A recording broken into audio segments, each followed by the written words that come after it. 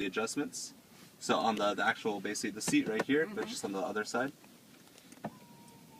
And then there's the long bar at the bottom. You can even pull that straight up, and that'll basically raise the whole seat as well. Long bar on the bottom? It's still on the side here. Oh, There's the longest bar at the very bottom. If you bring that up, there you go. Yeah, I like being up a little higher. Okay.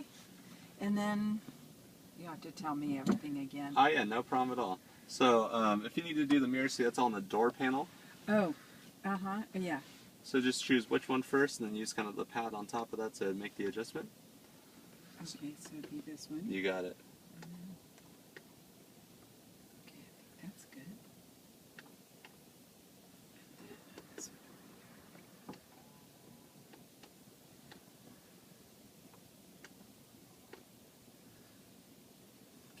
And this one's just manually adjusting. If you need to do that, just kind of move it as you need to there. All right, and then the quick overview for you as well.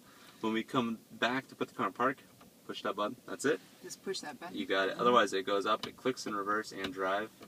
On the left-hand side, so this is cruise control. Next one down, turn signal. Next one down. You mean like.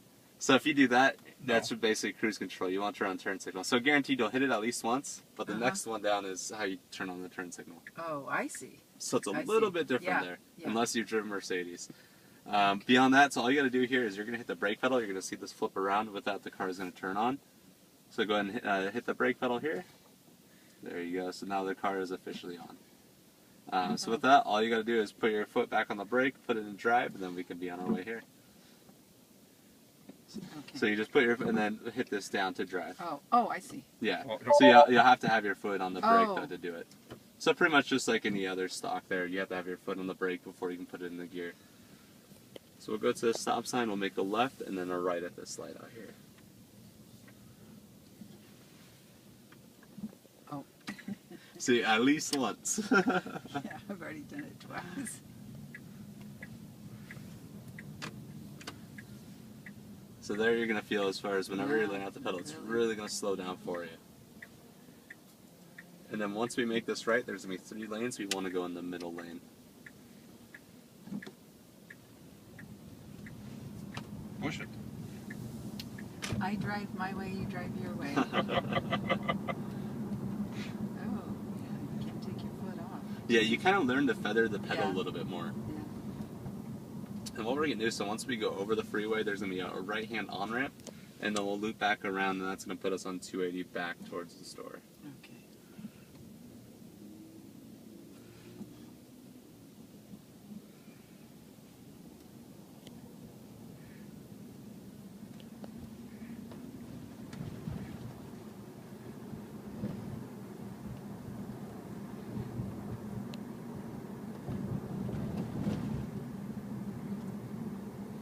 So we can pretty much follow those people there.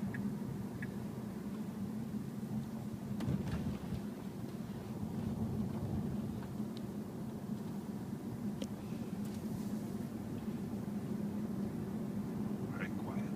Yeah, they do. You can feel the low center of gravity. You got it. Especially in this turn, you know. A third of the car's weight is all those batteries between the wheels, about 6 inches off the ground. It was interesting. We saw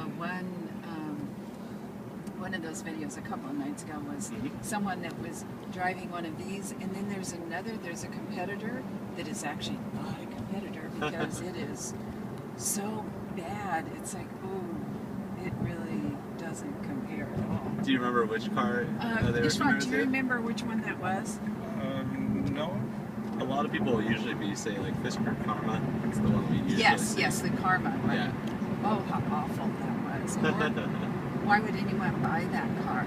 Yeah, it's a good question. I mean, unfortunately, it looks like the company is going out of business right now. It doesn't help the outlook for electric vehicles, even though that's a hybrid. A lot of people still compare it to our cars. It just doesn't help the whole generation of cars to begin with them going out of business.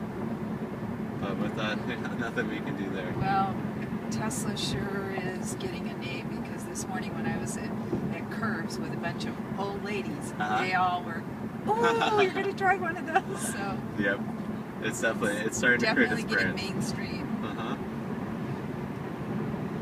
Boy. Oh, I love how you can see your speed. Yes, it makes it very simple there. And from here, we're going to get off on Winchester. You got about probably 3 miles from here. Okay. But just so at least you know kind of where we're going. What I'll do too is I'm going to adjust the braking slightly, so you're going to see now whenever you let off the pedal, you're really going to coast quite a bit more than you were before. Oh, okay.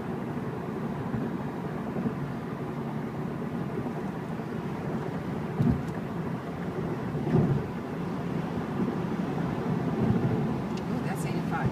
Yeah, well, you can see You it's go effortless. really fast without realizing it. Yep, because there's no, say, the cues of transmission shifting or the engine noise. Yeah. So unless you kind of look down, you can be going a lot faster than you mean to. Right. What I'm hoping is that they're going to add, say, there's a signal that maybe you can program. Once you hit, say, 80, 85, it dings at you. Yeah. So I've seen some cars that have already been able to do that. For us, it could just be a software update away. And with Yeah. that, I think that would help a lot of people.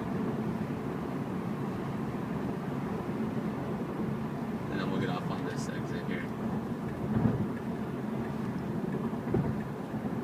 I think the standard brake is better. Yeah, I think a lot of owners, once they've had the car for a couple days, that's what they usually drive it. What I'm also going to do is I'm going to adjust the steering here. What that's going to do is it's going to make it, the feel of the wheels going to be a lot lighter. So for some people, the way I look at this type of screen is it's just you adjust the car the way that you're used to driving.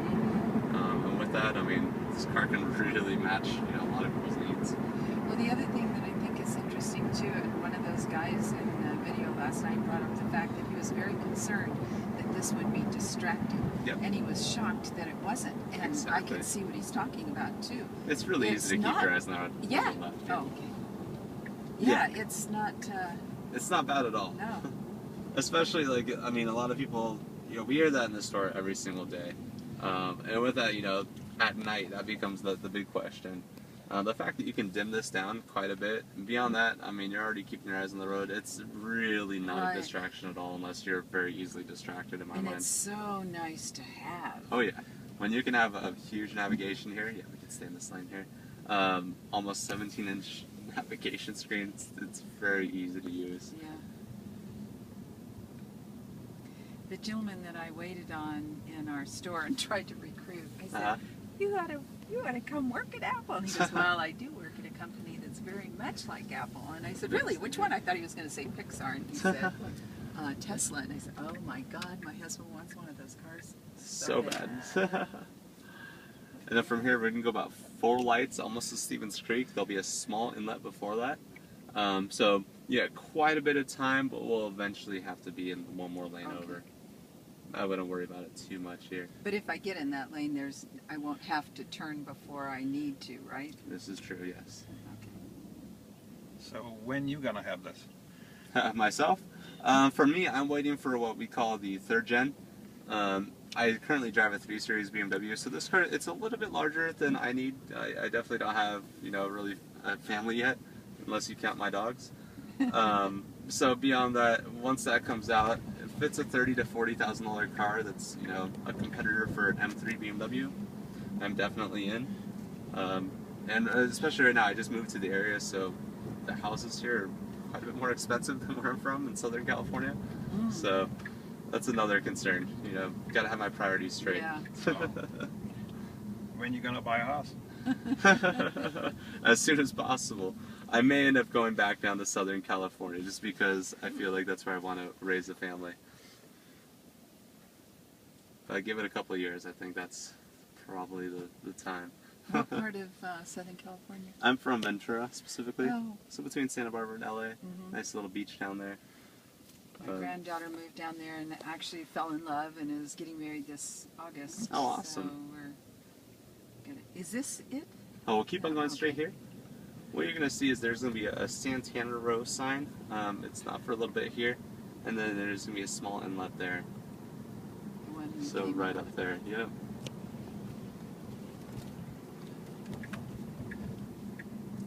And it'll be by this yellow fire hydrant there where that person just went in.